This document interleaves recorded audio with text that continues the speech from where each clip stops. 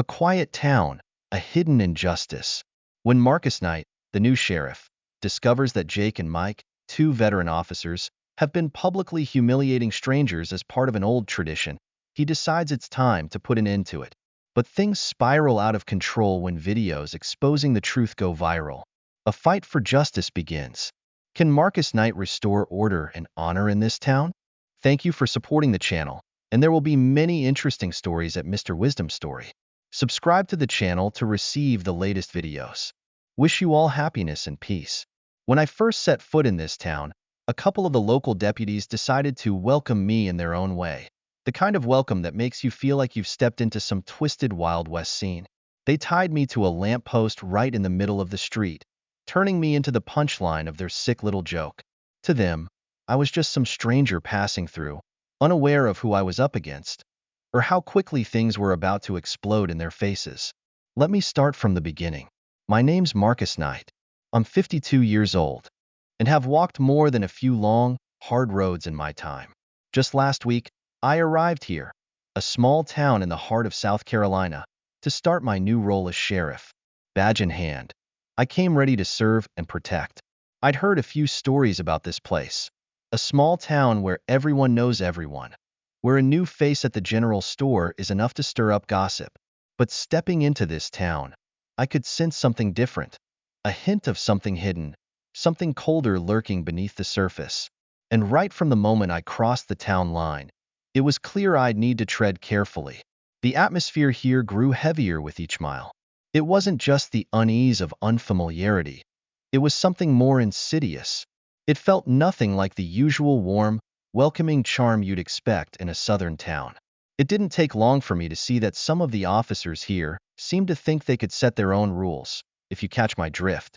That first day, before I officially reported in, I took a quiet walk around to get the lay of the land, to see what the place was really like. Dressed in an old coat and a worn-out hat, just another nameless stranger, I wandered into the local cafe. The place had clearly been around for ages, older than most people in the town, and the minute I walked in, I could feel the eyes watching me. It's that feeling, you know it, the one you get when you step into a place where you're not quite welcome. In the corner of the room, two officers sat, chatting and laughing, but I knew I was the subject of their conversation. They threw furtive glances in my direction, their eyes half assessing, half deciding that I wasn't worth their attention. Or, worse yet, I was someone to mock. Their badges gleamed under the dim light, but their demeanor didn't quite scream law enforcement. I ordered a simple cup of coffee, partly to see how they'd react, partly to keep my identity under wraps. This was just a preliminary reconnaissance. As I grabbed my coffee and made my way to the door, one of them suddenly barked from across the room, "Hey, old man, are you lost or something? You sure don't look like you belong around here." I turned halfway, keeping my face ice cold. As I walked past them, replying shortly, knowing full well they wouldn't let it go. Not long after, a tall one in the group, wearing a smug grin, responded, "Maybe people like you don't last long around here, you get me?" I shrugged and walked out of the cafe, but believe me, I could feel their eyes still on my back as I made my way down the quiet street. A sense of unease started to build. I realized that this new job of mine wasn't just about morning meetings or paperwork. The next day, I decided to go for a run around the outskirts of town to clear my head and have some time to think. Everything seemed normal until halfway through my run, I heard the sound of a patrol car behind me. Of course, it was them, Jake and Mike, the troublemakers. Jake, the tall, lanky one with the blonde hair and smug grin, poked his head out the window and yelled, "Hey, Miss America, lost or something? Or are you planning to jog right into a restricted area without reading the signs?" Mike, his muscle-bound sidekick, looked like he could crush half a car with one swing of his arm. He added with a sneer, "You sure you're welcome here?" I stayed calm, slowed my pace just a little and responded, "Just out for a run.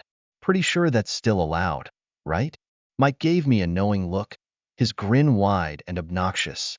"Maybe," he said, "but strangers don't usually get such a warm welcome around here, especially when they don't know our rules." Just as I was about to say something, they jumped out of the car. Jake moved in close, sticking his hand into my jacket pocket before I had a chance to react. I took a deep breath, trying to stay calm, as the two of them rummaged through my things, exchanging glances with satisfaction, like they were enjoying some twisted game. Finally, Jake pulled out a strange plastic object from my pocket, his face lighting up with excitement.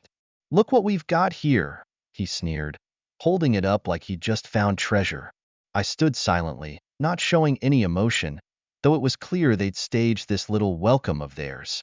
At this point, I'd had enough of their friendly greeting, but I knew I had to keep my cool. They didn't know who I really was, and this wasn't the moment to reveal it. I stayed silent as they grabbed my arms, dragging me toward the town center without so much as an explanation. It was like I was just some homeless wanderer they had found on the street. They finally stopped in front of the big streetlight in the town square, where people were going about their day. Some people paused to watch, while others didn't even seem surprised, as though this sort of thing had happened before. Jake and Mike, putting on a show, strutted in front of the crowd. "Ladies and gentlemen," Jake announced loudly, bowing mockingly, "we have a visitor from the big city."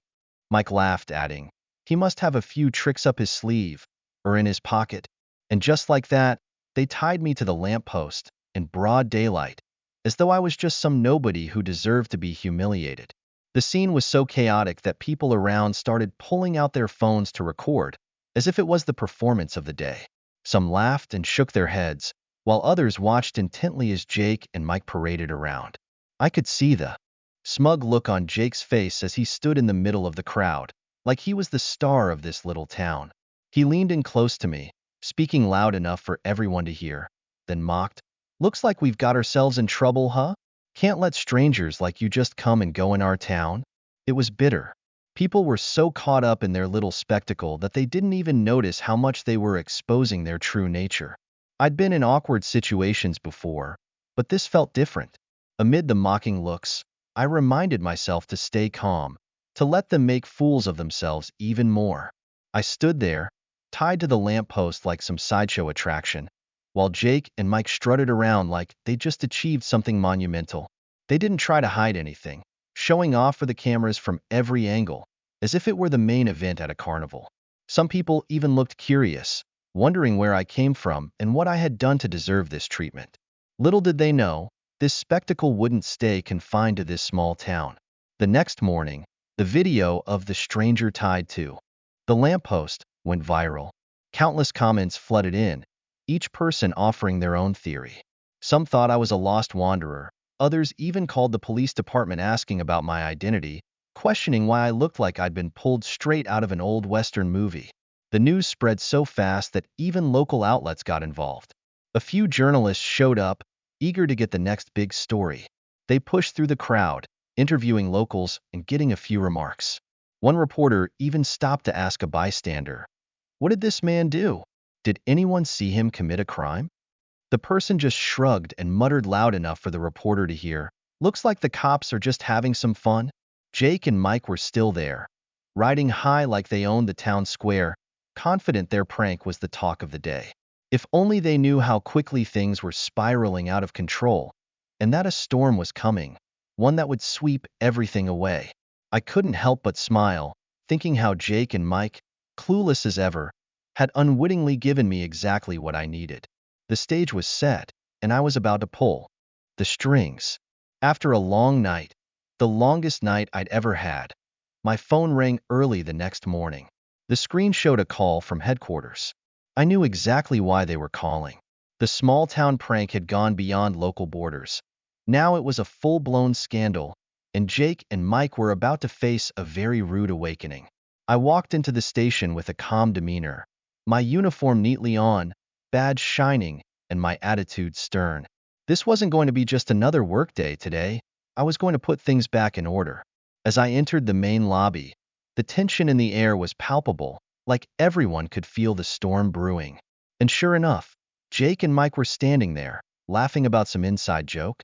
They didn't even glance at me, completely unaware of who was standing right in front of them. I stood still for a moment, letting my presence draw their attention. The moment our eyes met, Jake and Mike's smiles froze. Shock spread across their faces, gradually turning into fear as they realized who they were facing. I stayed silent for a moment, allowing them time to process the situation, then spoke slowly, my voice calm but full of authority. "We have a situation here, gentlemen," I began, my eyes locked on them, "and both of you are right at the center of it."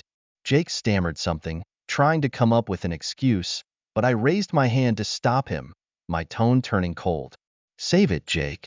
I've seen enough to know exactly what went down." I took a step closer, staring deep into both of them. "So, you two don't recognize your new boss?" The silence was deafening, and you could hear the collective breath being held by everyone around us. The officers exchanged wide-eyed glances, finally grasping what was happening.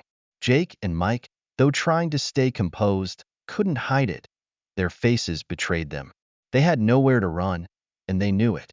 I pulled out my phone and opened the video from yesterday's little performance, complete with all their smug smiles and mocking comments. I raised the screen high for the whole room to see. "In case anyone here is still confused, this is the truth," I said, my voice steady but stern. "These two thought they could have a little fun without caring about the consequences or bothering to find out who I really am." Every eye in the room was glued to the screen, horror dawning as the truth hit them. The silence shifted into shock, then slowly, inch by inch, turned into outrage. Everyone knew Jake and Mike had gone too far, and now they had to face the consequences. Marcus tried to keep his composure, but Jake, instead of recognizing his mistake, lifted his chin defiantly, his eyes challenging, and said, "Look, this is just how things go around here. We just have a bit of fun with outsiders, keep everyone in line." His voice was full of bravado, as if he still thought he had the upper hand. I raised an eyebrow and shot back coldly, "So, this is your tradition? Publicly humiliating someone just because they're new in town?" Jake smirked and glanced around the room, searching for approval. "It's just harmless fun. Doesn't hurt anyone," he replied. But the atmosphere had shifted. People were looking at him with suspicion, their faces etched with discomfort and doubt. It was clear to everyone that this had gone too far, and Jake and Mike finally realized their tradition was coming to an end right here, right now. In the days that followed, the story spread like wildfire. The video exploded across every platform, from city talk shows to national news channels. Reporters flocked to the town, cameras flashing at every angle, ready to capture every detail. The town had never seen anything like it, and frankly, neither had I. The community no longer looked the other way. They were demanding justice. People gathered outside the station, holding signs calling for accountability. Anger was rising, a storm no one saw coming, and it wouldn't settle until Jake and Mike were held responsible. I called the entire team into the main lobby. This was no longer about a simple reminder or a quiet warning. It was time to draw the line. I scanned the room, my gaze landing on each person, my voice firm and resolute. "From this moment on, this isn't just about Jake and Mike anymore. Any disrespect towards this community will be dealt with immediately. No warnings, no second chances." The room fell silent, everyone realizing things would never be the same again. Jake and Mike stood off to the side, their faces drained of color as they realized their game was over. They were no longer untouchable, and everyone could see it. I pulled 2 termination papers from my bag and signed them right in front of the room. "Jake, Mike, hand over your badges. Your time here is done." Their faces turned ashen as they finally understood the severity of what they had done. The message was clear now. From here on out, town officers would treat every citizen with respect, not as entertainment. As Jake and Mike were escorted out of the force, the ripple effect began. The district attorney stepped in, determined to uncover every tradition these two had put in place. They began digging into every arrest and questionable call Jake and Mike had made. Soon, a mountain of complaints piled up, and those who had stayed silent before were now speaking out, recounting how they'd been bullied, humiliated, or worse, at the hands of Jake and Mike. The flood of truth exploded, forcing the town to face itself. It was no longer a personal incident. It was a fight for justice for everyone who had been wronged. Before long, the courtroom became the center of attention, with people demanding justice and reparation. As for Jake and Mike, They were about to face consequences far more serious than they could have ever imagined. The entire town finally understood what real accountability meant, and they wouldn't let these two walk away easily. Standing outside the station, witnessing the community rally for justice, I knew exactly why I had taken this job. The town was ready for change, even if it took a shock to wake them up. The message was clear. The days of looking the other way were over. I took a deep breath, feeling a sense of peace knowing that we had turned this struggle into a revolution for respect and justice. This wasn't the end. It was just the beginning. The town now knew that things would never be the same, and I was here to make sure of it.